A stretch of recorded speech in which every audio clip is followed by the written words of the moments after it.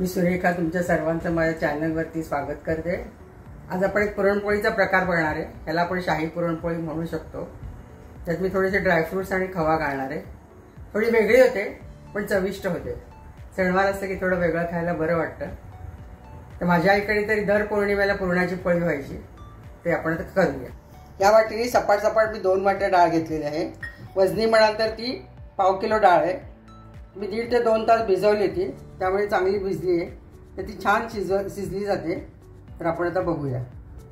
2 वाट्या डाळीला मी 6 वाट्या पाणी घालते, कारण आपल्याला थोडा कट काढायचा आहे। 6 जर तुम्हाला कट काढायचा नसेल तर 4 वाट्या पण पाणी पुरतं।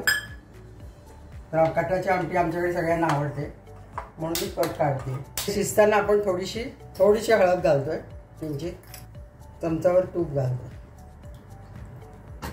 त्याला उकळी आल्यावर आपण झाकणाने शिट्टी लावणार। ती डाळ शिजेपर्यंत आपण कणिक भिजवून घेऊया। कणिक जितकी भिजेल तेवढी पुरणपोळी मऊ आणि छान होते। तर 2 वाट्या कणिक घेतलेली आहे। तर थोडंसं आपण मीठ घालतोय। मिठाने थोडंसं त्याला चिकटपणा येतो। तर चाळून घ्यायचं जरुरी आहे। मैद्याच्या चाळणीने किंवा चाळणीने चाळून घेतले तर ते व्यवस्थित होते।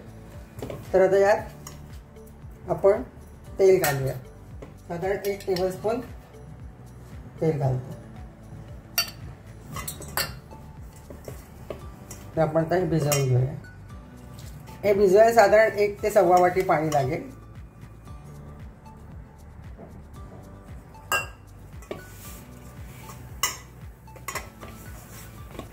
जितकी तुम्ही मळाल कणिक तेवढी चांगली पोळी होते। त्याला आपण थोडंसं तेल लावून ठेवूया, मुरवत ठेवूया। साधारण ते पुरण होईपर्यंत छानपैकी हे भिजेल। त्याच्यावर आलेला फेस आपण काढून घेऊया। गॅस आता मध्यम करूया आणि आपण मध्यम गॅसवरती 3 चिट्ट्या द्यायच्या आणि मग बारीक करून 5 मिनिटं ठेवायचं। बारीक करून 5 मिनिटं ठेवूया। थोडंसं तूप घालतोय आपण चमचावर। हे ड्रायफ्रूट्स आपण भाजून घेऊ। त्यात काजू आणि बदामाचे तुकडे ते आपण थोडेसे भाजून घेऊ। भाजून घेऊन त्याची पावडर करणार आहे आणि मग ते त्याच्यात पुरणपोळी घालणार। खवा आणि हे दोन्ही घालणार आहे। खवा आणि ड्रायफ्रूट्स नट्स त्याने मस्त खमंग चव येते। 2 मिनिटं तुपावर परतून घेतले। थंड झालेलं आपण याची पावडर करून घेऊ। काजू आणि बदाम आपण थोडेसे परतून घेतले ते आता वाटून घेऊ। एकदम बारीक पावडर करून घेतलेली आहे। रवाळ आहे पण बारीक आहे, कारण याच्यात जर तुम्हाला असं बदाम किंवा काजूचे तुकडे आहे तर पोळी लाटताना फाटू शकते। तर आपण हा खवा आहे, आता 100 ग्रॅम खवा आहे। तर 100 ग्रॅम खवा आपण परतून घेऊ। खवा आणि ड्रायफ्रुट्सला मिळून आपण 2 चमचे साखर घालतोय, कारण गूळ आपण चण्याची डाळ जितकी तितकीच घालतोय। त्याच्यात थोडीशी साखर घालतोय। तर आपण आता शाही पुरणपोळी करतोय तर थोडं केशर पण घालायलाच पाहिजे। तर हे केशर आपण घालतोय। ते साखर विरघळल्यावर थोडासा खवा घट्ट झाल्यावर आपण बंद करू। त्यात एकदम मऊ मऊ शिजलेली आहे डाळ। तर आपण याच्यातलं पाणी काढून घ्यावे।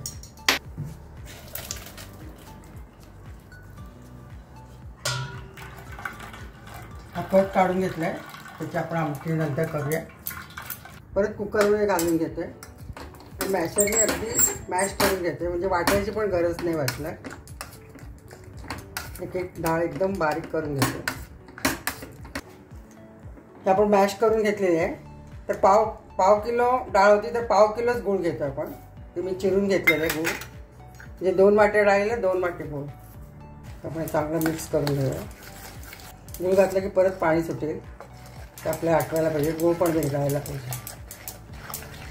परत आपण ऑन केला आहे, गॅस मध्यम आहे।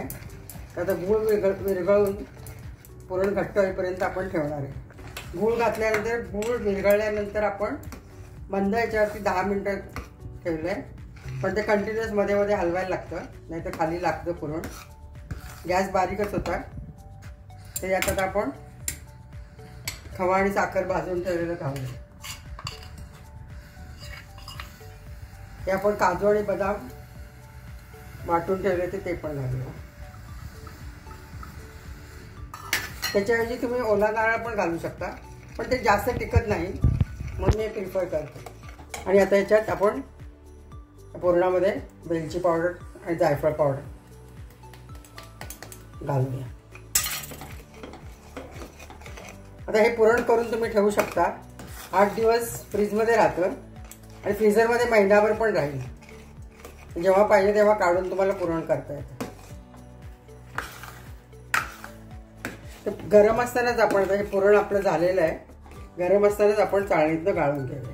तर ते एकदम अजून बारीक होईल पुरण. म्हणजे पुरण यंत्रातनं वाटायच्या ऐवजी आपण याच्यातनं काढूया. आणि काय एखाद्या बदामाचे वगैरे तुकडे असले तर ते पण वरती राहते. असं हे आपलं पुरण चाळणीतनं काढलं पडलेलं आहे. असं तर सगळंच आपण काढून घेऊया. थंड झालं ते थोडं घट्ट होईल अजून. आपण चाळणीतनं गाळून ठेवले पुरण हे असं झालं आहे. आपण गरम गरम वाटल्यामुळे ते पातळ वाटत होतं. आता हे एकदम बरोबर झालेलं आहे, घट्ट आणि मऊ. तर ह्याचे आपण उंडे करून घेऊया पुरणाचे, म्हणजे भरायला सोपं पडतं. हे 3 वाट्या कणिक आहे, तर ही इतपत सैल आहे बघा. सैलसरच भिजवायचं तर पोळी मऊ होते. थोडीशी मळून घेऊया. तर आपण या पुरण जेवढा उंडा आहे त्याच्या अर्धी हे कणिक घेतोय. त्याची थोडी छोटीशी आपण लाटी लाटून घेऊया.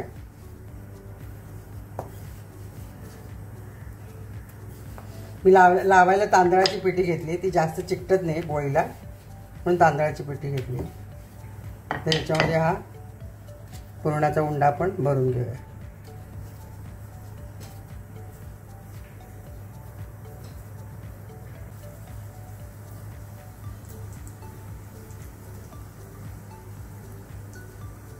वरची जास्तीची कणिक झालेली आपण काढून घेऊया.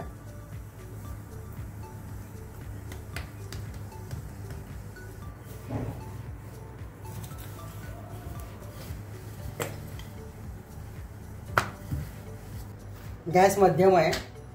आपण पोळी याच्यावर टाकतो. जास्त पातळ नाही आणि जास्त जाड पण नाही आहे. तवा तापलेला आहे आपला. थोडीशी शिजल्यावर आपण पलटूया. उलटतोय पोळी. गॅस मध्यमच आहे. उलटल्यावर आपण एक चमचावर तूप लावतोय. गॅस मोठा पण नाही ठेवायचा, छोटा पण ठेवायचा नाही. तर ते गॅस मध्यमच पाहिजे, तर ती पोळी बरोबर होते. ही आता मस्त टम्म फुगली आहे पोळी. तेवढीच खुसखुशीत पण झाली, नाजूक झाली आहे. ती आता मी उलटली आहे. ते मस्त झालेली पोळी. तर आपण आता काढून घेऊ. अशा मी 4-5 पोळ्या करून घेतल्या आहेत. बाकी पण साधारण 2 वाटी डाळीत 15 पोळ्या या साईजच्या होतात. अशी मी मस्त खुसखुशीत खमंग शाही पुरणपोळी केली आहे. तर त्याच्यात मी गूळ घातला आहे, त्याच्याऐवजी तुम्ही साखर घालू शकता. तर त्याच्यात ड्रायफ्रूट्स आहेत, केशर आहे, विलायची आहे, मावा आहे. एकदम नाजूक आणि खुसखुशीत, तोंडात ठेवली की विरघळते अशी पोळी झालेली आहे.